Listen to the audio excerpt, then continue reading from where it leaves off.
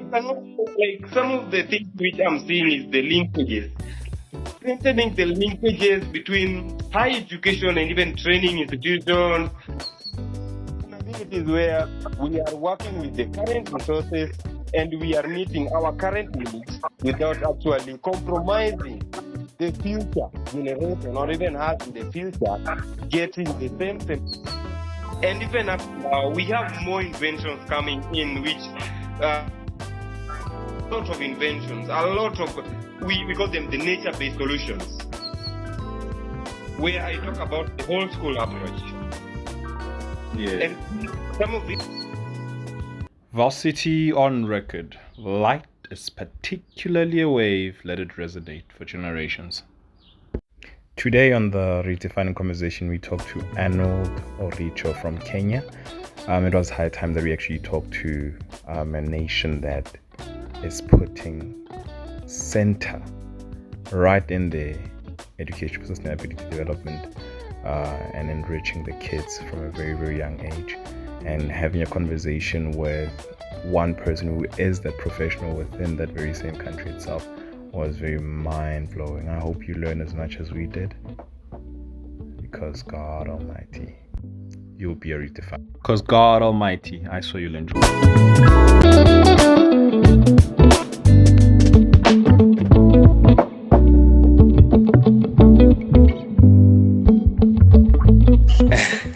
But we thank God, it's something which we have been serving some prolonged drought for quite time. Yeah, but we thank God for that. Yes. Out of this rain, it's very, very helpful, man. Yeah. Much appreciated on that. But yeah, I think let's really get jolting on it. I'd like to appreciate you being on here. And yeah, just if there's any shakiness, good day, redefiners. One conversation we're going to be having today is going to be a very much, should I say, less spoken about conversation in most of the world, more so, but more so preached and laced into products and services by corporations and sustainability professionals as it goes. But today we are here to really just brief it in a sense of saying what is really the importance of education sustainability development in schools and the basic education sector more so than anything. We get it on the higher levels, it's there, it exists. It's well taught, I would say, but then we go to the lower levels. The actual people that are supposed to know about this, found out about it a little bit later. But today we're joined by Anorld Oricho, is it? And he is an assistant program officer at the education department in Kenya, is it a conservation educator, and a wildlife animal expert at the Africa Fund for Endangered Wildlife, right? He's done a lot of work around, actually, what should I say? Done a lot of work around for education sustainability, environment education as well. He's done much on that in the basic education sector around Kenya as well. And this is why I saw fit that I should bring him in to really have that for somebody who's already been doing that. I will just say it is done a little bit less in South Africa. We're just trying to now become that pinnacle of driving that forward, and having somebody like you here is one thing that I'm really pleased to really be part of. Welcome, Anu. I think you tell us more about yourself before I over introduce you. Yeah. Thank you, Langa. I can only see JB Langa, right? Yeah, GB Langa. Yeah, okay. As you said, my name is Anorld Oricho, and I'm based in Kenya. And yes, my journey towards this conservation has been quite tough, but you also learn from that. Yes, I'm a graduate from the University of Nairobi. Yeah, university. I think you have heard about the University of Nairobi. Very familiar with it.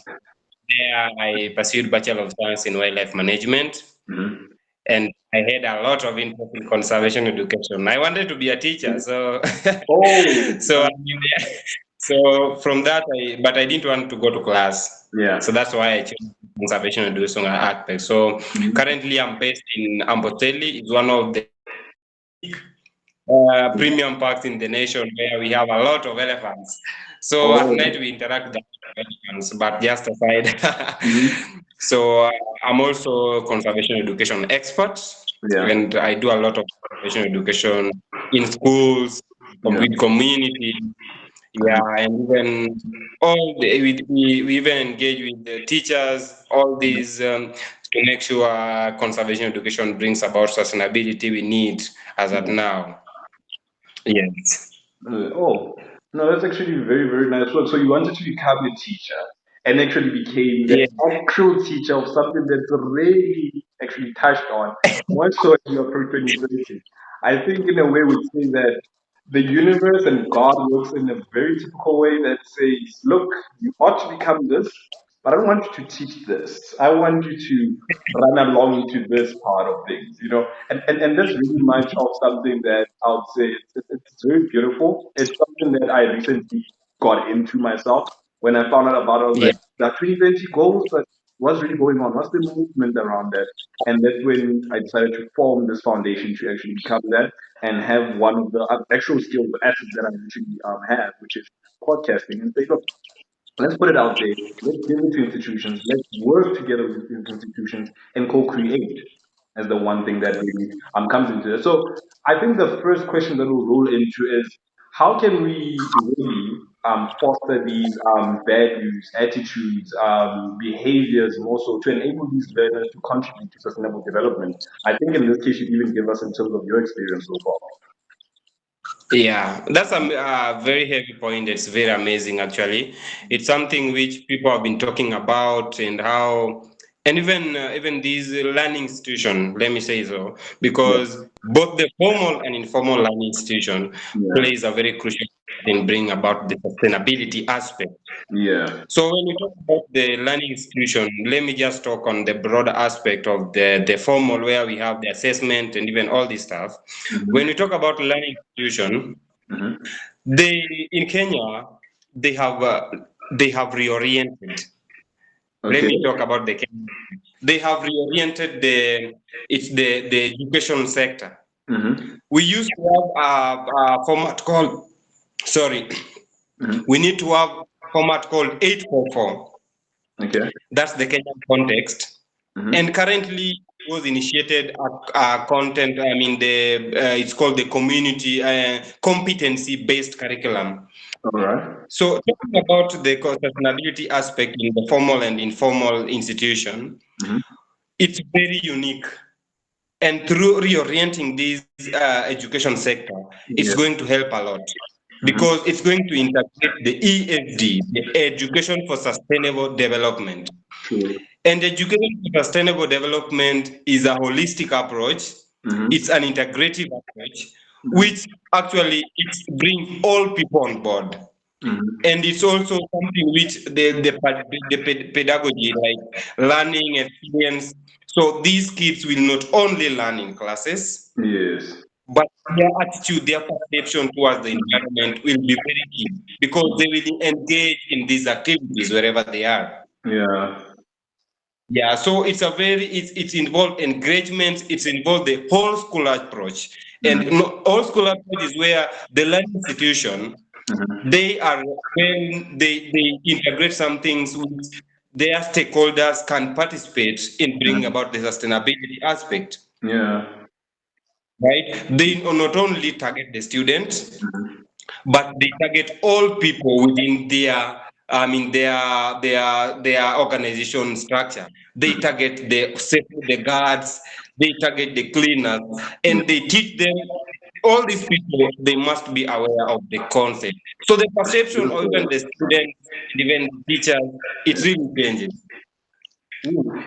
So that the whole school approach, the orienting of this curriculum is very key. No, that's super actually beautiful to a point where you're not reaching only the scholar themselves, but the actual Yeah. parents who are part of the actual community of raising these very kids.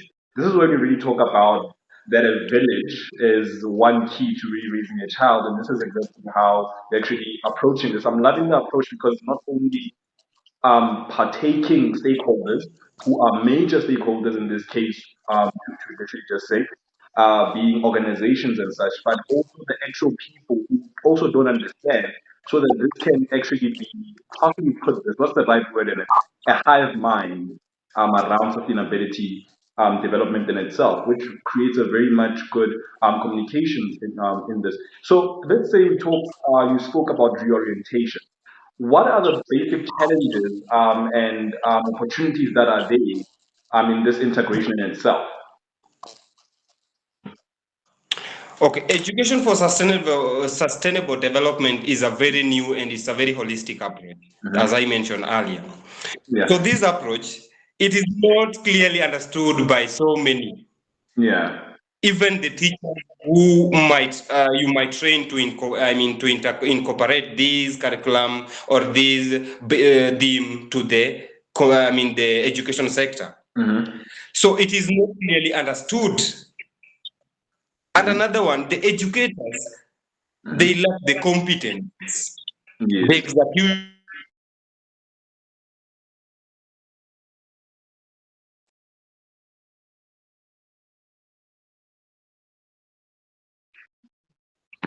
Okay. Yes, you're on competencies, teacher competencies. Yeah, Sorry, I, I can hear you now. okay, nice. So I was talking about the challenges facing this education for sustainable development implementation. One of the key concepts is that the concept is not understood by so many. Even the teachers themselves, they have not understand the concept and the ESD concept. So that's a major challenge for these teachers to actually give the kids the right information about implementing of these education for sustainable development. Sure. And it's clear that ESG strategies and policies are not well articulated by so many organizations and even nations. True. So that's one of the major challenges, which I can tell you, it's affecting even our nation today. The policies, the strategies are very poor, and they are poorly implemented. Education, ESD, even I told you earlier, the educator. And ESD does was for free for so long. These people, for you to get a result, you need to be competent for so long. Yeah. And that is the improper or poor monitoring and evaluation of ESD. True. Inadequate partnership with ESD, inadequate partnership among ESD stakeholders are also very poor. Yeah. So that these stakeholders cannot speak one language. I have my strategies, I have my things to initiate. You have yours, work with yours, I work with mine. Very poor partnership. We should have a good relationship within the stakeholders for nice initiation of this implementation. The ESD implementation. Yes.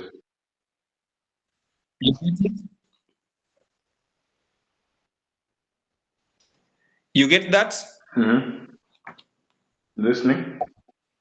So there are some technologies like the ICT. These are new technologies which, although they are supporting these ESD, but most of the teachers who are so in marginalized communities, they are not aware of the technologies, or they are inadequate of this technology. They don't have even any computer laboratory. True. So it's a lot of challenges facing this implementation of the education for sustainable development, just to mention a few.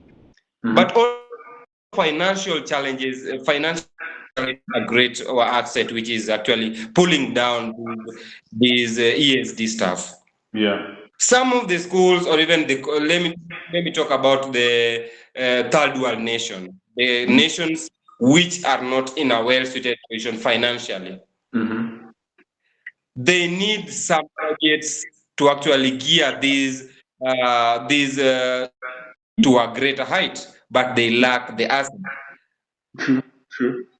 So through these ESG has, like, there's a lot of mingling, there's a lot of schism between people and even the stakeholders and even the government, supporters, a lot of things are going on. So we need to align it to the right trajectory.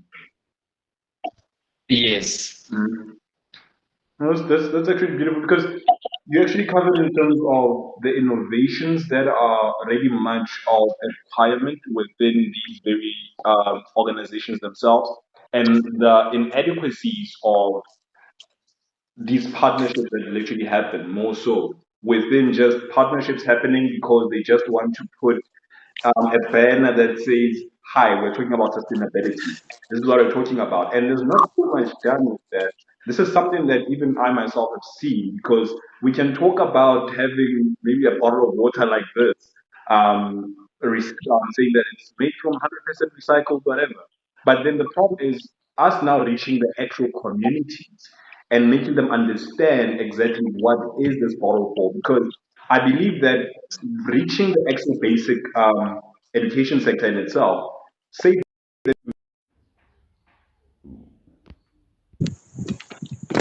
so yes, in terms of the inadequacies of these very partnerships in themselves, they are created in a sense of putting up banners that align with the conversation because it feels more like these organizations themselves are putting it more as a trade.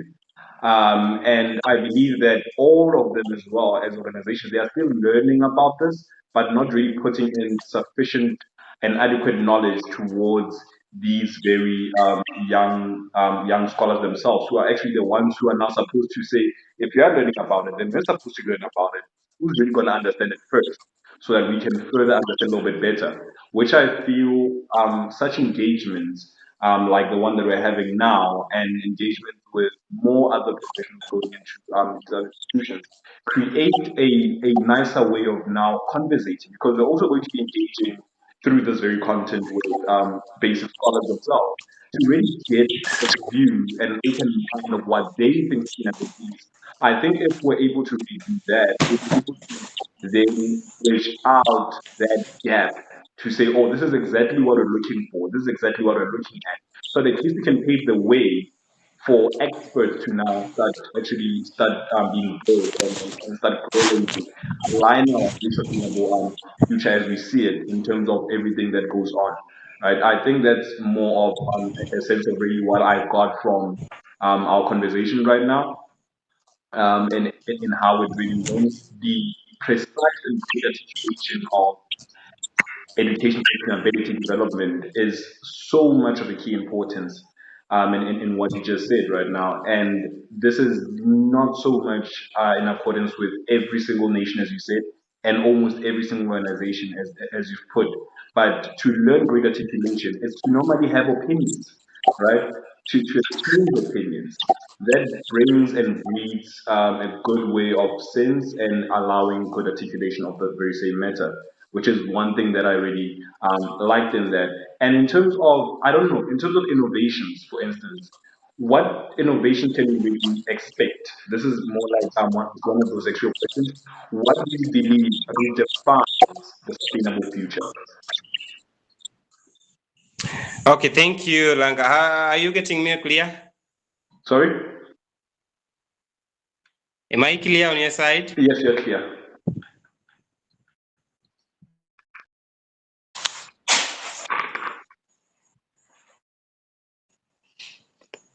I don't know whether it's my network or your network. Am I clear? Yes, I can hear you.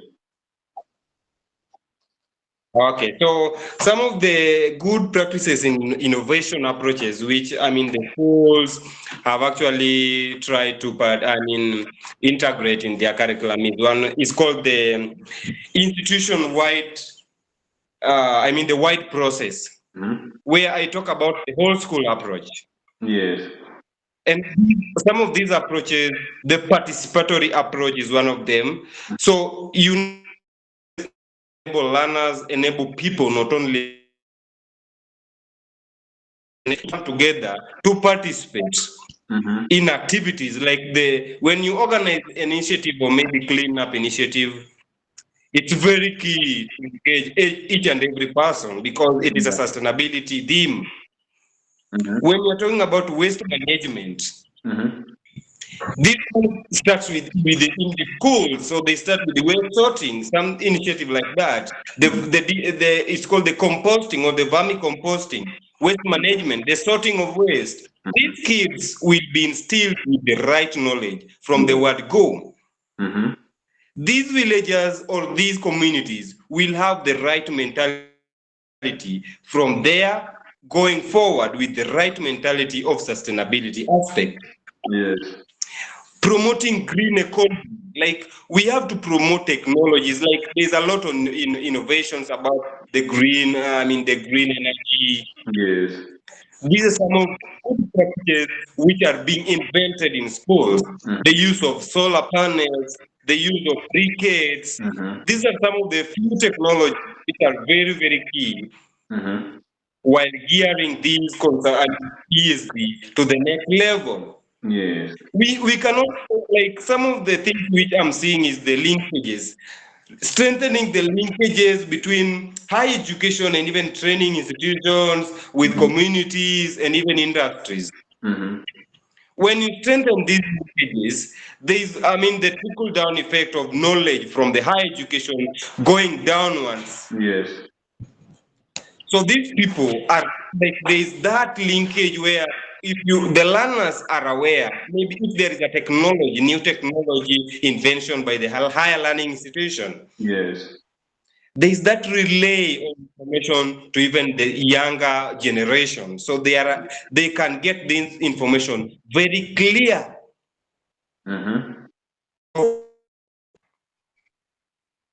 I think these some of the technology, some of the inventions which are very key. Sustainable micro projects like the tree nurseries, the model kitchen gardens.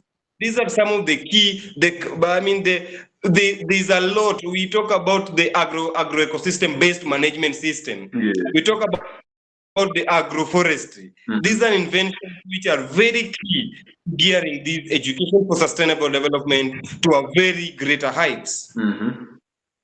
And even up now, we have more inventions coming in, which a lot of inventions, a lot of, we call them the nature-based solutions. Yeah. Where we want nature, we want to use nature to heal nature. You get it? Sure. And even the banning of plastic, some of the best initiatives, which actually I think there's a COP28 happening soon in the near future. Yes. These are some of the best policies which can gear conservation education to the next and the best, to the top notch. Not only regionally, not only countrywide, but even global in the global scale. Yes. Yes. No, that's super beautiful. I love how I think those are some of the few very nice innovatives and approaches which is strengthening the sustainability in the basic education sector. Yeah. No, that's a very actual nice approach in terms of how that is. You know, I had actually one question. I think this was supposed to be my last question, but this one question I believe I didn't really much stick into, but we can just touch on it and just touch and go situation on it. The one thing is it possible to integrate our cultures with sustainability ideas and thoughts and then be able to reach these people a little bit easier?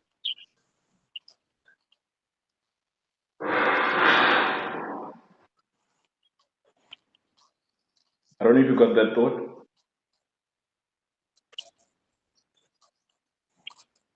Can you hear me? Okay, so the actual question that I had was that is it possible to basically take our cultures as a society or individual society and then integrate sustainability ideas into our culture? Hello. Yes. better the society with education for sustainability development. Are you getting me? Could you hear me there?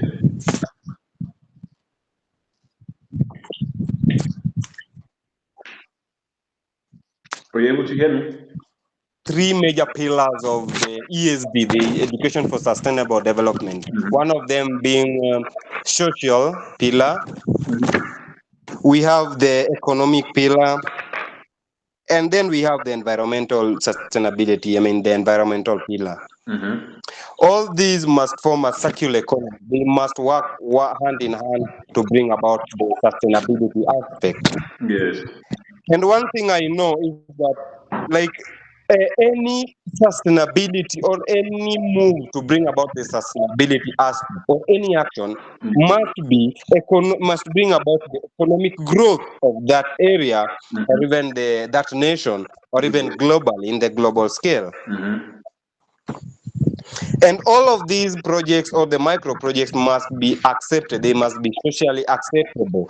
And when you are carrying out these, maybe the micro projects, you will get an easy task or you will have an easy time implementing them when they are accepted in the social culture or even the cultural aspect. So when you are actually designing your ESD strategy, you have to consider these key pillars very intensively. Oh yes. It's about to Promoting environmental sustainability as the third key element, ESD, is something beyond, you cannot dispute it.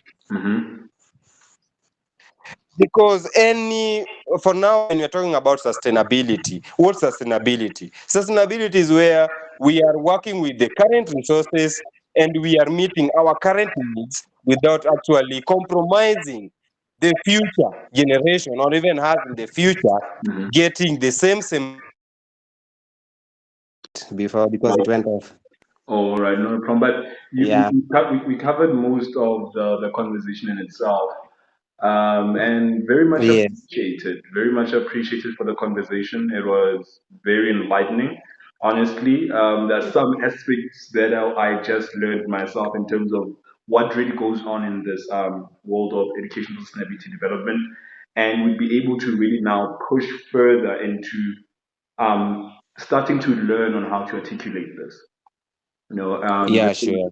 yeah, this is one aspect which I loved about this conversation. It really dived deep into exactly what these young ones really need in order to be able to thrive in this sustainable society in itself as it goes about. And yeah, hopefully we can have you possibly around South Africa at some point, maybe sometime in 2024. Yeah, Uh, yeah, sure. I must visit that South Africa. We are in the same continent. Most definitely. Just like to have you. I think we're going to have a conference potentially in 2024. Should actually drop you an invite for that, and have us a lovely, more dashed conversation on a broader scale, with everybody there involved as well. Yeah. That's fantastic. Most definitely. For now, let me just say goodbye to our viewers. This was Varsity on Record with GB Lana. Light is particularly a wave. Let it resonate for generations as we redefine the next sustainable future going forward. And we are saying goodbye with Anorld Oricho. All right? Is it Anorld Oricho? Right? Yeah, sure. Yes, and we'll be seeing you guys next time on another episode to just dive a little bit more deeper into this world of redefining our sustainable future. For now, Yeah. ciao. See you later. I hope that you enjoyed this episode. If you are keen on the details, please communicate with me, myself, and I, together with the team at the Teacher and Edu Foundation. If you're willing to show your support as an organization, whether to advertise on the podcast or as well as just be one of our funders towards our shows, our tours, and education for sustainability development programs, please also do contact us through the emails that you will see below. Follow us on all social media pages so that you can actually indulge, and also buy your wellness journals for those who are also wellness enthusiasts. That also supports towards supports the Teaching Edu Foundation, all supports us. So we hope to see you yet again for another Varsity on Record, the sustainable, redefined future. See you soon. Take care and stay blessed. Don't forget.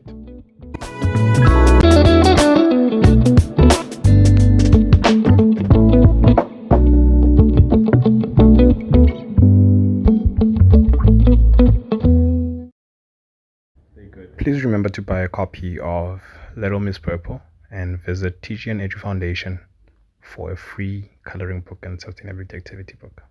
The book is currently available for pre-order. Thank you.